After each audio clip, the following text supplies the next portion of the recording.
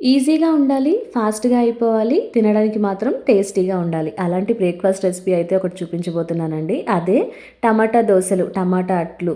So, దీనికి పప్పు నానేయక్కర్లేదు. ఈజీగా మన దగ్గరున్న ఇన్‌స్టంట్ ఇంగ్రీడియెంట్స్‌తోనే చేసుకోవచ్చు. సో, టమాటా అయితే ఇలా కట్ చేశాను, మిక్సీకి వేశాను. అలాగే చిన్న అల్లం ముక్క, ఎండుమిరపకాయలు, కారం అయితే చూసుకొని వేసుకోవాలి. నేనైతే తక్కువ వేశాను. జీరా అదొక పక్కన పెట్టుకొని, ఒక బౌల్‌లో అయితే నేను ఒక గ్లాసుడు నూకైతే సూజీ అయితే వేశాను. అలాగే సేమ్ క్వాంటిటీ వరిపిండి అయితే వేశాను.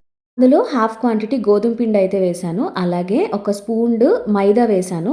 ఇందులోనే తగినంత జీరా అయితే జీరా వేసిన తర్వాత కరివేపాకైతే ఇలా వేసుకుంటున్నాను.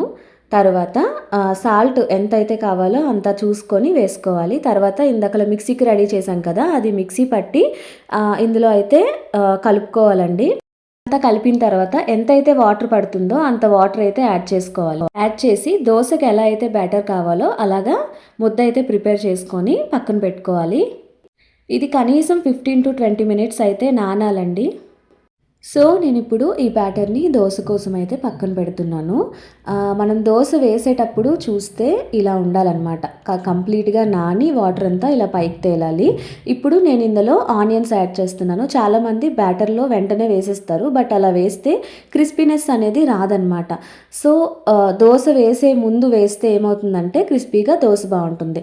సో, ఇప్పుడు నేను బ్యాటర్ ప్రిపేర్ చేసుకున్నాను కదా! దోస అయితే ఏస్తున్నాను. చూడండి ఎంత ఈజీగా దోసలైతే వచ్చేస్తాయో. చాలామంది ఏమనుకుంటారంటే ఇన్‌స్టంట్ టమాటా దోసలనేవి అంత టేస్ట్ ఉండవు అనుకుంటారు. బట్ ఇలా ఒకసారి ట్రై చేసి చూడండి. రెసిపీ నచ్చితే లైక్ చేసి షేర్ చేయండి. Thank you.